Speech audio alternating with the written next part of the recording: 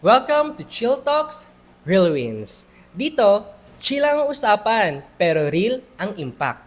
Real stories, real struggles, at real wins mula sa mga nagsimula sa wala, dumaan sa challenges, and syempre patuloy na lumalaban para sa pangarap.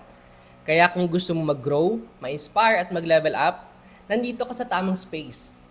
Hi, I'm Ralph and I am your host for today. Ngayon samahan niyo ako dahil syempre pag-uusapan natin hindi lang yung inspiration, kundi ito ay makakatulong para sa journey nyo. For today's episode, may kasama tayong isang espesyal na guest na mag-share ng kanyang journey kung papaano nga ba siya nagsimula, papaano niya nakita si DBA, at the same time, papaano niya na-achieve ang mga wins niya ngayon. So let's welcome Digital Associates, MJ. Hi everyone! So, by the way, my name is Mike Jumbernaldez. Yes, tama po yung si Head Coach Ralph. Ayan. So, nandito kami para maggawa ng podcast, okay? Alright, so dito Coach MJ, syempre magiging chill lang tayo, pero sisiguraduhin natin na may mapupulot sila. Okay, lahat ng mga manonood right now, okay, na learnings, inspiration, and maa-apply niya sa kanyang buhay. So, let's dive in. Yes. Ready ka na ba? Yes. Ayun, parang kinakabahan ka. Medyo lang. Inhale, exhale. Yan, Yeah. inhale, exhale ka muna. Okay, so again, thank you so much for watching our first episode ng ating Real Wins, okay, Chill Talks, Real Wins na podcast. So pag-usapan muna natin, Coach MJ, di ba, sa lahat ng mga viewers right now, your background. I-share mo naman sa kanila, ano nga ba yung background mo before mo nakita si DBA? Ayan, so thank you. So, yung background ko, alam mo ba, Head Coach, yung background ko, bago ko nakita yung DBA. So, estudyante ako, first year college sa SPC. And hindi talaga ako taga dito sa Albay, sa Legazpi. So, pumunta lang ako para gawin tong opportunity. Then, nakita ko siya first year college naman ako. Tourism Management yung course ko dati. Nice. That time. Then, talagang nakita ko si DBA, talagang napakakulit na DBA kasi lagi siyang dumadaan sa newsfeed ko, sa reel, sa online. Then, na-curious lang talaga ako kung ano yung pwedeng mangyari din sa akin once na ginawa ko siya. So, kasi may nakikita ko mga estudyante katulad ko din. So, baga na-inspire ako na sabi ko, what if gawin ko din siya? So, why I decided talagang gawin ko din si DBA. So, yun yung pinaka-background ko. Typical na student before. Okay. So, ibig sabihin, being a student, diba, hindi lang yung gusto mo mag-aral lang. Yes. Tama ba? So, pinangarap mo lang the time na magkaroon ka ng other source of income. Bakit? Ano ba yung situations nyo sa bahay nyo? Like your parents? Ilan kayo magkakapatid? Head coach, 10 kami magkakapatid. Wow, 10. Pero di ko na naabutan yung isa. So, siyam na lang talaga kami. Okay, so ikawalo naman ako sa pinakabata and pinakabunso ako sa lalaki na magkakapatid. Okay. Tapos yung parents mo, kamusta naman sila? So far, yung parents ko, nasa bahay lang. So, parehas na sila magsa-senior citizen. Talagang matanda na rin. So, kumbaga, naiiwan na talaga sila sa generation namin. So, matanda na yung parents ko. And madami kami, kaya talaga mahirap yung buhay. Pero still, may pangarap. Kaya gagawin yung DBA. Okay. So, imagine nyo guys, diba, bilang isang first year college student taking a tourism, diba, nakita lang si DBA. Yes, through online. Yan, through online. So, yun yung sunod kong question, paano mo nakilala si DBA? Diba? Paano mo nga ba talaga nakilala si DBA? Since na isa kang, alam ko, honor student ka, tama? Consistent honor student? Medyo. Ayan, so, ano yung naging paved way mo para nakilala mo si DBA? Okay, yung pinaka-way kung paano ko nakilala si DBA, Head Coach Ralph. So, talagang si DBA, makulit talaga siya eh. So, kumbaga, araw-araw parang may dumadaan sa newsfeed ko na mga reels, mga curiosity na videos, especially sa mga estudyanteng katulad ko din. Nakikita ko sila na yung dating typical na student, nagkaroon ng madaming result because of this opportunity. Kumbaga, nagkaroon ako ng curiosity na what if i-try ko din si DBA. So, ayun, patuloy-tuloy siya dumadaan sa newsfeed ko. So, nag-inquire talaga ako. Sabi ko, i-try ko din kaya. Kaya doon nag-start yung journey ko dito. Okay. So nung nag-inquire ka, ano naman nangyari? May nagkausap ba sa'yo? Ayan. Ano yung naging journey mo nung nag-inquire ka? Nung nag-inquire naman ako, may kumausap sa akin na isa din sa head coach dito sa DBA. So siya naman in-explain niya sa akin. Pinaintindi niya lang kung ano yung mga gagawin ko habang nasa Kamsur pa ako during that time. Kasi nga nag-start ako dito, hindi naman ako full-time agad. So nag-part-time ako kasi nga nag-aaral ako. So talagang naintindihan ko siya why na pumunta talaga ako dito sa sa DBA, sa Legazpi para gawin yung opportunity. So, yun po yun.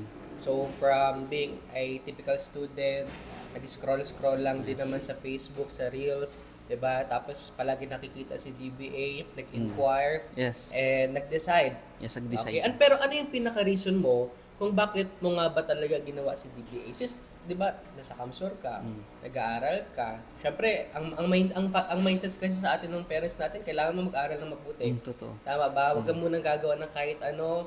Okay, as much as you can, huwag ka munang magtatrabaho. Pero ikaw, mas pinili mong gawin si DBA. Ano yung pinaka-reason mo? Ayan, so yung pinaka-reason ko hindi lang talaga para sa akin. Kasi yung parents ko, sabi ko kanina, matanda na sila. So hindi naman yung parents ko bumabata. So talagang ginawa ko si DBA para din sa magulang ko, sa family ko, na mapa-experience ko din yung the best sa kanila. So kumbaga makapag-give back ako as soon as I can na bata pa ako.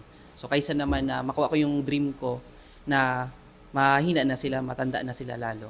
So ayun yung pinaka-reason ko. And syempre, magkaroon din ako ng magandang buhay. Syempre sa family namin, wala pang milyonaryo. So gusto ko din, yun yung din pinaka-reason na ako yung maging first millionaire sa family ko. So, ibig sabihin si DBA pala, pwede ka ma-create Yes. na millionaire. Galing naman. Oo. So, maganda yung reason mo. Tama ba? Because you're doing this for your family. And alam ko naman, sa lahat ng mga nanonood right now, you're doing your job right now, nag-aaral ka ng mabuti, nangangarap ka ng malaki, hindi lang para sa sarili. Tama Yes, ba? Kundi yes. para sa family mo, sa magandang buhay na naghihintay sa'yo. So, ano-ano, bakit ka nag-decide na gawin si DBA? Sis, di ba, ikaw ay isang estudyante from Kamsur. So, ano yung why mo? Okay. Yung pinaka-why ko bakit ako nag-decide is talagang makuha yung mga gusto ko sa buhay. Especially, nag-decide ako mag-part-time and nag-part-time kasi ako dito, talagang naintindihan ko siya kasi nag-attend din ako sa mga trainings ni DBA. Nasa bahay ka ninyo. Yes, nasa bahay ako. Pinagsasabay ko yung pag-aaral. So, talagang hindi yung naging hadlang yung pag-aaral ko na gawin yung DBA. So, napakasaya lang. Kasi, pwede pala siyang gawin, pwede mo pala siya gawin kahit nag-aaral ka. And pwede ka mag-income. So, yun Talaga? yes. Wow. So, ayun, saya ko noon nung nalaman ko na pwede siyang pagsabayin habang nag-aaral ka. And syempre, yung ko din, bakit ako nag-full-time, ginawa yung DBA, is talagang mas maintindihan ko siya lalo na magkaroon ako ng knowledge, experience, and skills. And syempre, magkaroon ako ng development na makasama yung DBA. Okay. So, ibig sabihin, when you saw DBA sa online, may nag-assist sa'yo. Yes, Tama exactly. ba? Tapos, right now, ginagawa mo siyang part-time habang Yes, nag-aaral part-time. ka. So, that was when you are in first year. Yes, for sure, Tama. college. So, habang nag-aaral ka, pinagsasabay mo yung oras. So, ibig Yes. sabihin, kaya naman pala. Yes, Kaya kayang-kaya. naman pala. So, mga ilang oras mo siya ginagawa? So mostly, pag may mga free time lang ako, okay, pag tapos ng school, attend ako ng training. Minsan nakaka-attend ako sa live. So talagang actual yung mga nagto-talk doon. Nakaka-inspire talaga. And minsan naman nami-miss out ko naman sila, yung trainings. Pero may sinesend naman sa akin yung head coach ko ng mga trainings na binabalikan ko siya anytime. Wow. So, ibig sabihin, kapag nagsimula ka pala kay DBA, all are accessible na. Yes. Latag na yung ating sistema. Yes. Tama ba? May mga tools na din tayo. Okay. So, ang ganda naman pala nun, no? Kasi, imaginein mo guys, isang estudyante, focus sa pag-aaral, pero because of DBA, nagagawa niyang mag-income sa loob Yes. ng bahay, doing this part-time. And, nung natutunan niya, nakita niya gaano ka laki ng potensyal ni DBA, ginawa mo itong full-time, tama? Yes, exactly. So, since nag-full-time ka na, ano yung binigay sa'yo ni DBA nung nag-full-time ka? Ayan, so since nung nag-full-time ako, so hindi lang about sa income talaga yung binigay sa akin ni DBA. So yun nga, sabi ko sa growth and development. So yung dating mahihain talaga ako na hindi ko alam kung paano makipag-communicate sa ibang tao. Ako yung tipong taong, alam mo ba, head coach, ako yung tipong tao na pag hindi ako pinansin, hindi rin ako namamansin. Ganon yung ko dati, mindset ko. That's why, nang pumasok ako kay DBA, so natuto akong how to communicate sa mga kasama ko.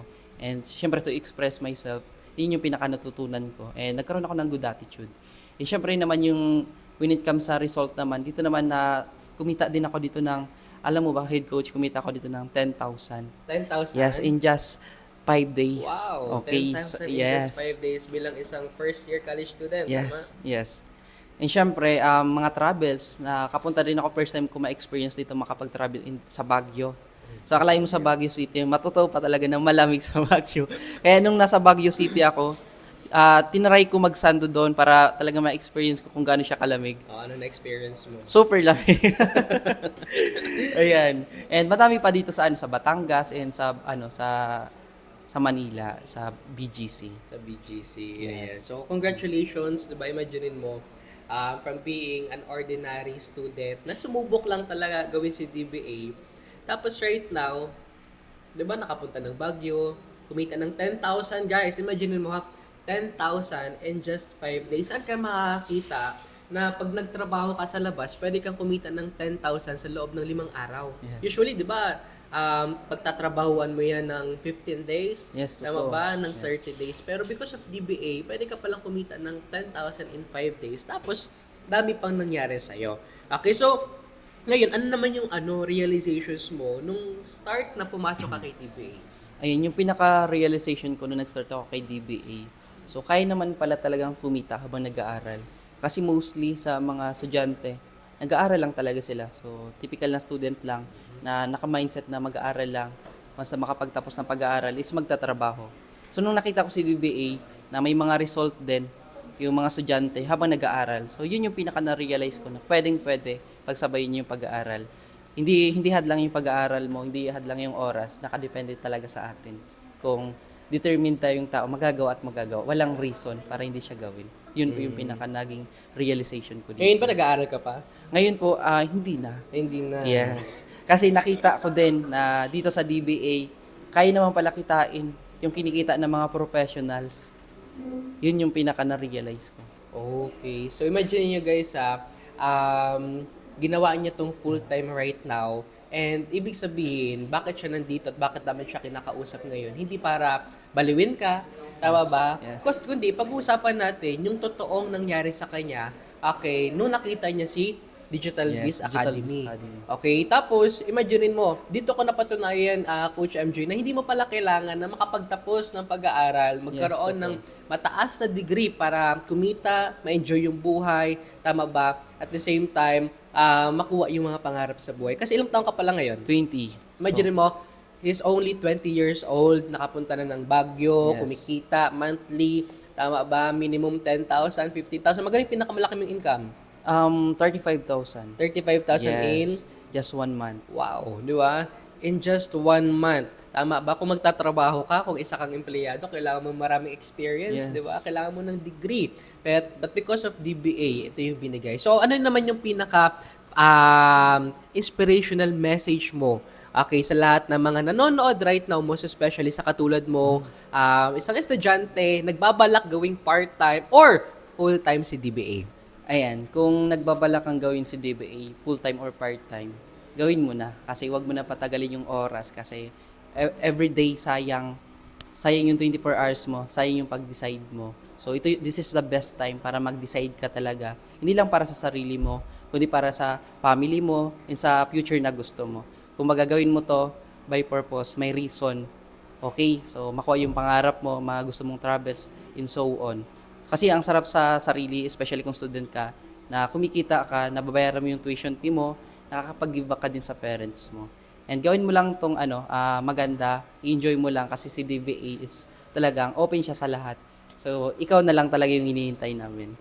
Ayun. So, thank you so much, Coach MJ, for that. Very inspiring. And syempre, looking forward ako sa'yo, 'di ba, na mas mag-grow pa, kumita pa ng malaki, makapag-give back pa Yes. sa parents. Kaya, that's it for today's episode of Chill Yes, Talks. thank you. Real Win. And if may natutunan ka today, don't forget to share this with also your friends, family, kung sino man yung mga feeling mo pwedeng matulungan ni DBA. Kaya, follow, like, and stay tuned, 'di ba, para sa mga real stories and real wins. Again, this is Ralph reminding you, keep it chill, but always go for the real win.